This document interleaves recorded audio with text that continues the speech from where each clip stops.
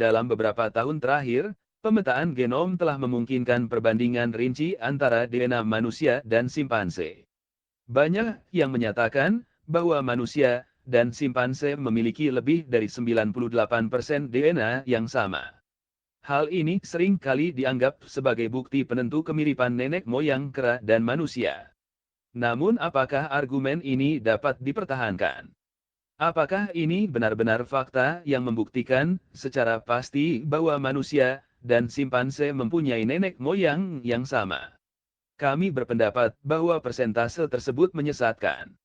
Faktanya, ketika data DNA manusia dan simpanse diteliti lebih dekat, perbandingan genom manusia dan simpanse ternyata bertentangan dengan prediksi evolusi. Seperti diketahui, perampungan terakhir peta gen manusia sebagai bagian dari proyek genom manusia merupakan perkembangan ilmiah yang sangat penting. Namun, sebagian hasil dari proyek ini diselewengkan oleh beberapa terbitan evolusionis. Dinyatakan bahwa gen simpanse memiliki 98% kemiripan dengan gen manusia. Ini dikemukakan sebagai bukti bagi klaim bahwa kera berhubungan dengan manusia, dan seterusnya, sebagai bukti bagi teori evolusi. Kenyataannya, ini adalah bukti palsu yang diajukan para evolusionis yang mengambil keuntungan dari kurangnya pengetahuan publik tentang subjek ini. Faktanya, perbedaan genetik antara manusia dan simpanse mungkin lebih dari 2%. Penelitian yang lebih baru menunjukkan bahwa perbedaan genetik sebenarnya antara manusia dan kera mungkin mendekati 5%. Penelitian oleh Marie Claire King tahun 1973 menemukan 99% kesesuaian DNA selang manusia dan simpanse, walaupun penelitian lain telah meralat hasilnya diproduksi menjadi 94% kemiripan.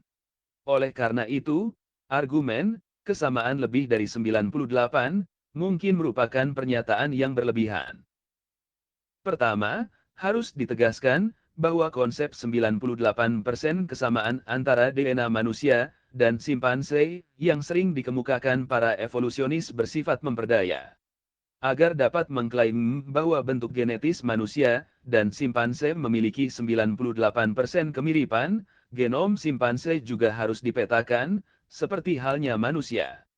Keduanya harus dibandingkan, dan hasilnya harus didapatkan. Namun hasil semacam itu tidak tersedia, karena sejauh ini, hanya gen manusia yang telah dipetakan. Belum ada riset seperti itu dilakukan pada simpanse.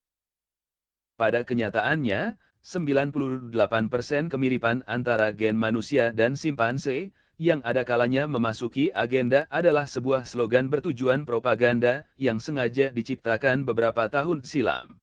Kemiripan ini adalah sebuah generalisasi yang dibesar-besarkan secara luar biasa dengan dilandaskan pada kemiripan dalam rangkaian asam amino dari sekitar 30-40 protein dasar yang ada pada manusia dan simpanse. Suatu analisa rangkaian telah dilakukan dengan metode yang disebut hibridisasi DNA, pada rangkaian DNA yang berhubungan dengan protein-protein ini dan hanya sejumlah terbatas dari protein itu yang telah dibandingkan. Namun, sebenarnya ada sekitar 100.000 gen, dan karenanya ada 100.000 protein yang dikodekan oleh gen-gen ini pada manusia.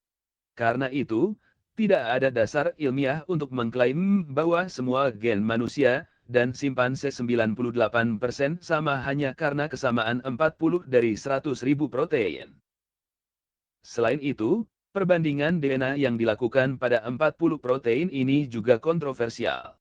Perbandingan ini dibuat pada tahun 1987 oleh dua orang ahli biologi bernama Sibley dan Aquis, dan dipublikasikan dalam terbitan rutin bernama Journal of Molecular Evolution. Namun, ilmuwan lain bernama Sarih yang menguji data yang diperoleh oleh kedua ilmuwan ini menyimpulkan bahwa tingkat kepercayaan atas metode yang mereka gunakan kontroversial dan bahwa data tersebut telah ditafsirkan secara berlebihan. Lebih jauh lagi, protein-protein dasar yang disebutkan di atas adalah molekul teramat penting yang ada pada berbagai makhluk hidup lainnya, struktur dari jenis protein yang sama, tak hanya pada simpanse, tetapi juga pada makhluk hidup yang sepenuhnya berbeda, sangat mirip dengan yang ada pada manusia. Misalnya, analisis genetik yang dipublikasikan dalam New Scientist telah mengungkapkan 75% kesamaan antara DNA cacing nematode dan manusia.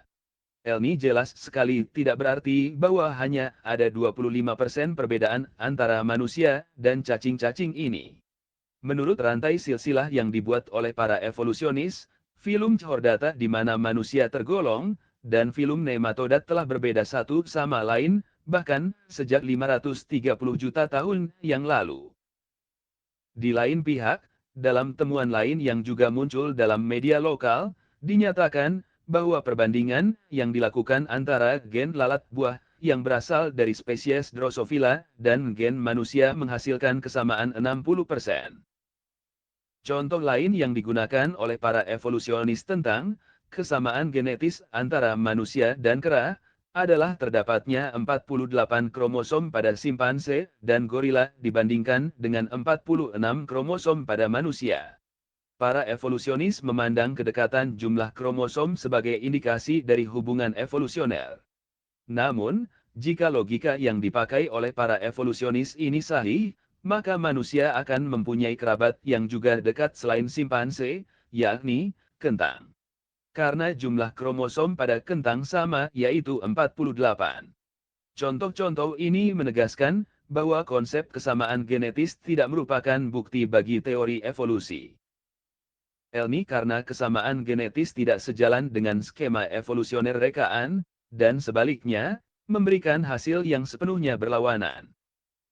Kera tidak lebih dekat kepada manusia dibandingkan tumbuhan atau binatang lain. Lebih dari itu, ketika kecerdasan digunakan sebagai poin perbandingan, lebah, yang menghasilkan keajaiban geometris pada sarangnya, atau laba-laba yang menghasilkan keajaiban rekayasa pada jaringnya, lebih dekat kepada manusia daripada kera. Kita bahkan dapat katakan bahwa mereka lebih unggul dalam beberapa aspek.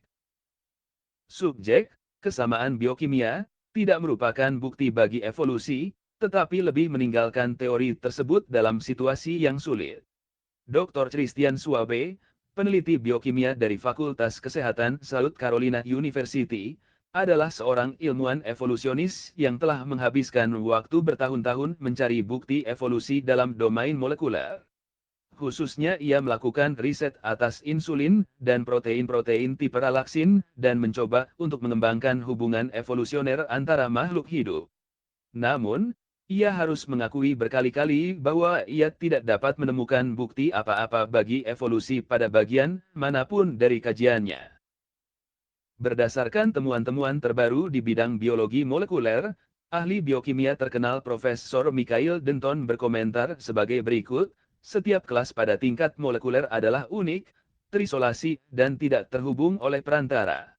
Dengan demikian, molekul seperti fosil, telah gagal menyediakan perantara yang tak terjelaskan, yang begitu lama dicari oleh biologi evolusioner.